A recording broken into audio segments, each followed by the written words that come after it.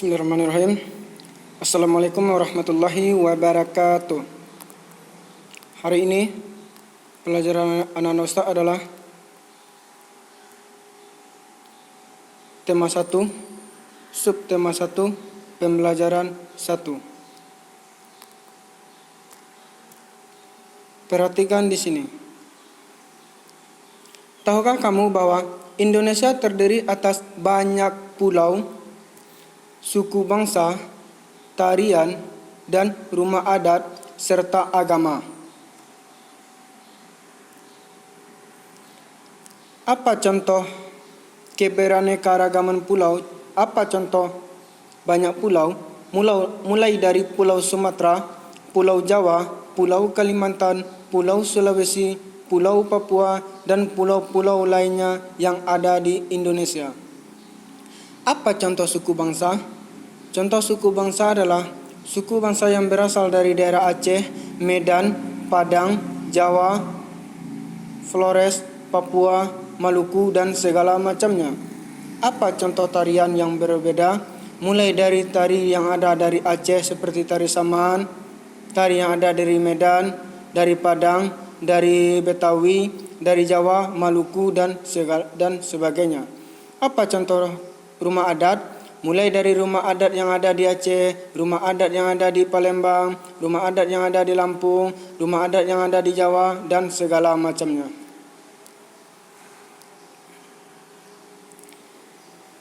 Perhatikan di sini. Indonesia terdiri berbagai macam suku bangsa, budaya, namun tetap dalam satu wadah Negara Kesatuan Republik Indonesia atau NKRI. Keberagaman tersebut merupakan anugerah dari Tuhan Yang Maha Esa.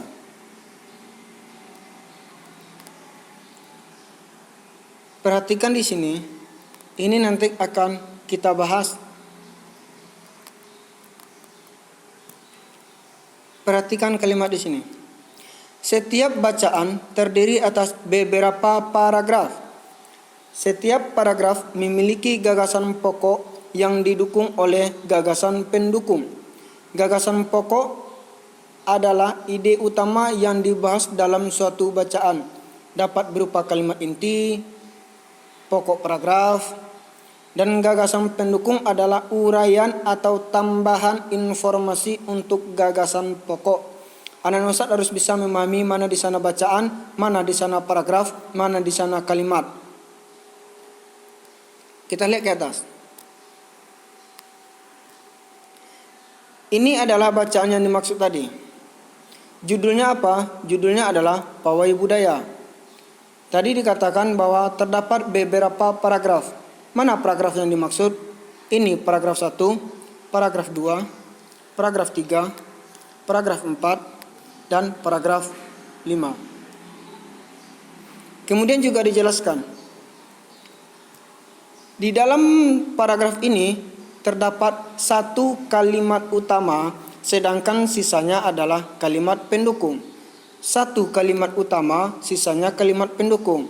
Satu kalimat utama, sisanya kalimat pendukung. Satu kalimat utama, sisanya kalimat pendukung. Satu kalimat utama, sisanya adalah kalimat pendukung.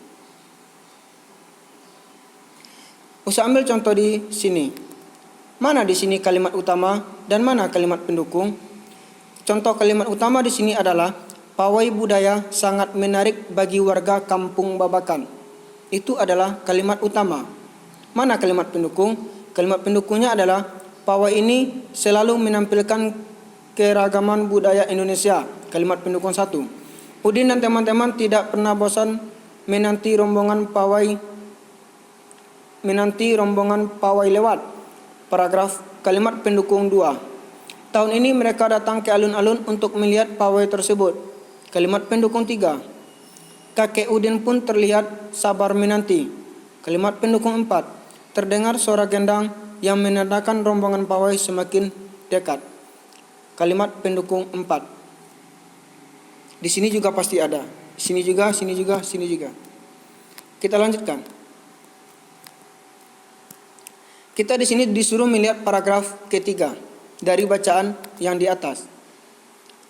Yang mana pada paragraf ketiga ini pasti terdapat gagasan pokok atau kalimat utama cuma satu kalimat. Sisanya adalah gagasan pendukung, gagasan pendukung, gagasan pendukung, gagasan pendukung. Mana paragraf yang dimaksud? Paragraf 3 yang dimaksud? Paragraf 1, paragraf 2, paragraf 3. Silakan anak-anak Ustadz mencari di sini satu gagasan pokok sedangkan sisanya adalah gagasan pendukung. Silakan disalin ke dalam catatan.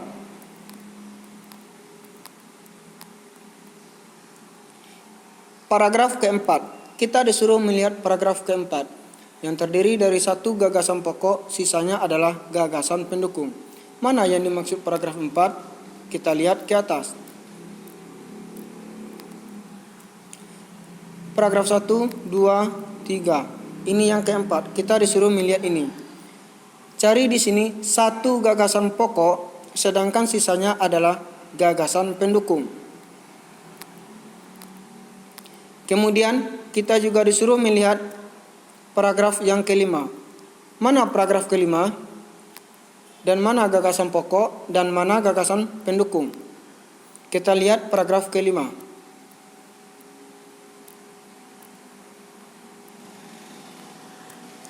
Di sini paragraf 1, paragraf 2, paragraf 3, paragraf 4, ini paragraf kelima. Silakan cari di sini satu kalimat, satu gagasan pokok, sedangkan sisanya adalah gagasan pendukung. Setelah anak-anak Ustadz buat gagasan pokok dan gagasan pendukungnya, silakan ini dibaca, kemudian dipahami bagaimana pawai budaya tersebut. Bagaimana dengan alat musik tifa, bagaimana alat musik gendang, bagaimana pakaian adat dan segala macam. Silakan dibaca ini, dan ini. Kita lanjutkan.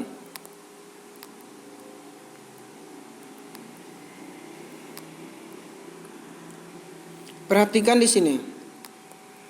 Halaman 8. Indonesia adalah negara yang sangat beragam budaya, beragam agama, beragam bahasa daerah. Apa itu beragam? Beragam itu banyak, bermacam-macam, berbeda-beda. Apa contoh beragam budaya? Mulai dari budaya Aceh, budaya Medan, budaya Jawa, budaya Maluku, dan segala macamnya. Apa contoh beragam agama? Mulai dari agama Islam, agama Kristen, Hindu, Buddha, dan sebagainya. Apa contoh bahasa daerah? Bahasa daerah dari Aceh, bahasa daerah Medan, bahasa daerah Lampung, bahasa daerah Maluku, bahasa daerah Flores, dan seterusnya. Kemudian, anak-anak Ustadz lihat di halaman 8, buat kolom seperti ini, buat nama siswa, yang pasti nama kalian dulu, terlebih kemudian terserah aja namanya. Boleh nama-nama kalian yang berada di kelas ataupun nama-nama yang lain. Buat daerah asal, utamakan daerah asal kalian dulu. Buat ciri khas daerah.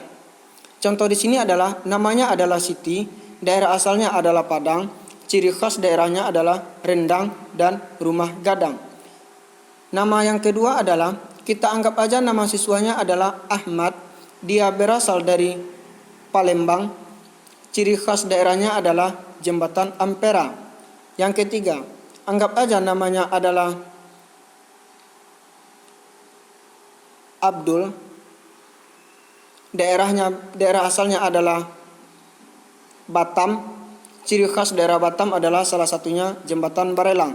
Lanjutkan nomor 4, 5, dan 6. Kita lihat di halaman 9. Ini contoh sikap menghargai keberagaman. Contoh sikapnya yang pertama adalah bermain bersama dengan teman yang berlainan agama. Contoh yang kedua adalah bekerja sama dengan teman yang berbeda asal daerah. Seperti orang Padang bekerja sama dengan orang Jawa, bekerja sama dengan orang Maluku, dan seterusnya.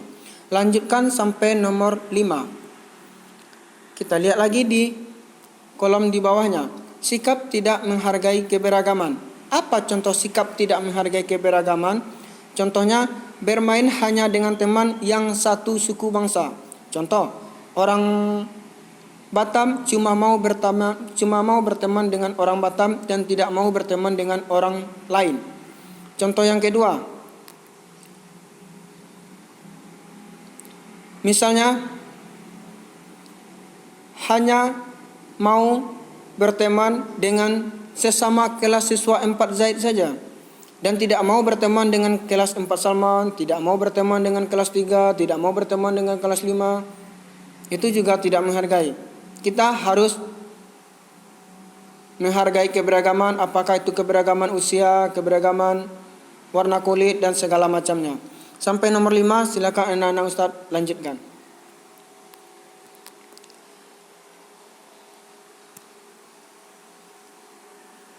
Kita lihat di halaman 10.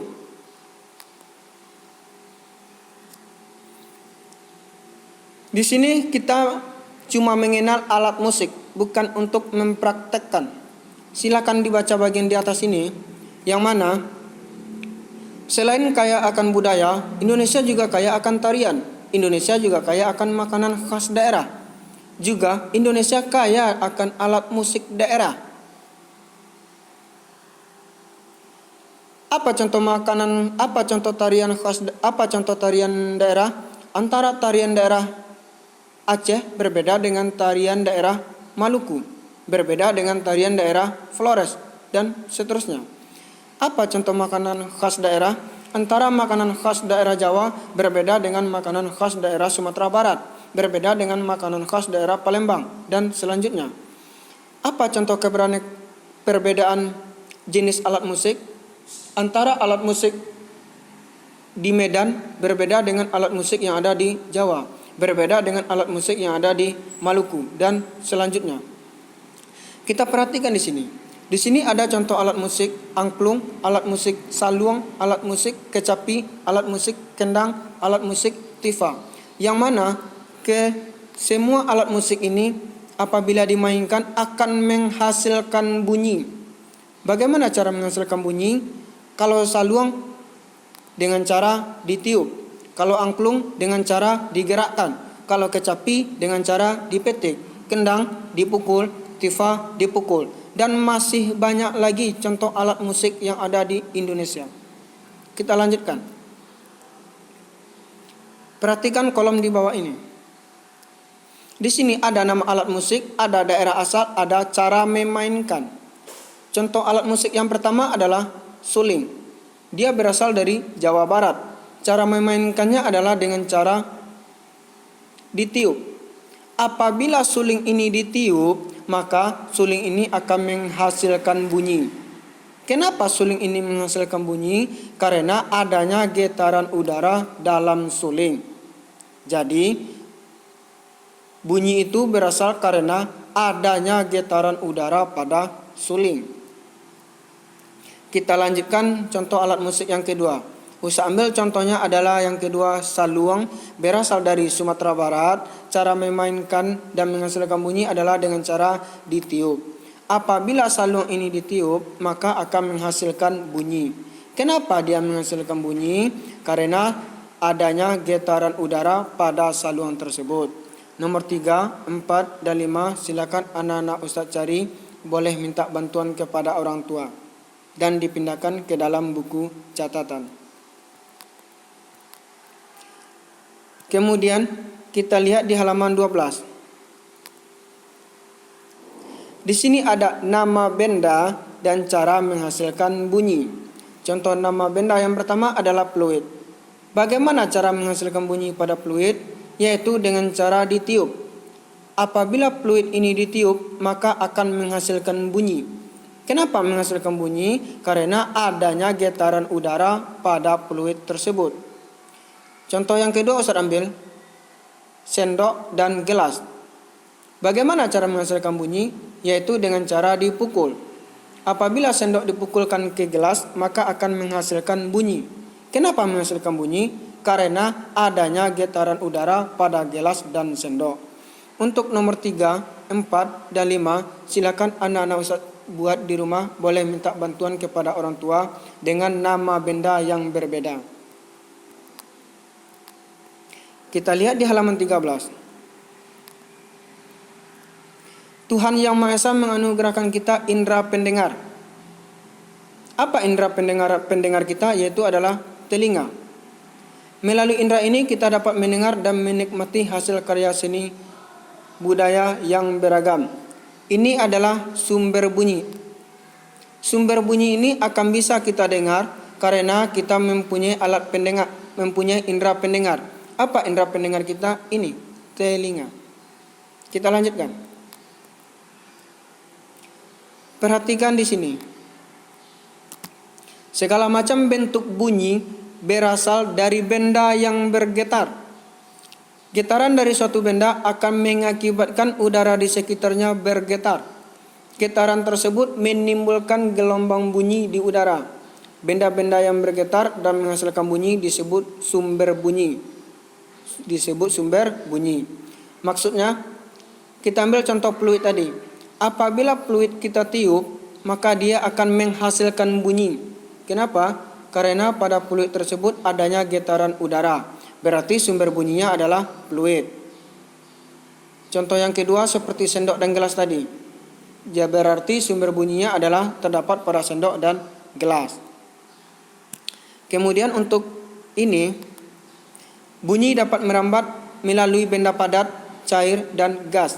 Akan tetapi, bunyi tidak dapat merambat pada ruang hampa. Yang insya Allah ini akan Ustaz sampaikan apabila anak-anak Ustaz sudah beraktivitas di sekolah. Karena materi ini akan berhubungan dengan materi yang akan kita jelaskan di kemudian nanti. Hari ini cukup sampai di sini pembelajaran kita. Semoga anak-anak Ustaz bisa memahaminya dan tetap semangat belajar di rumah, hafalan dan murajaahnya. Semoga kita semua selalu dalam lindungan Allah Ta'ala. Dan semoga pandemi COVID-19 ini cepat berakhir dan anak-anak Ustaz bisa kembali beraktivitas di sekolah. Cukup sampai sini. Jazakumullahu khair. Assalamualaikum warahmatullahi wabarakatuh.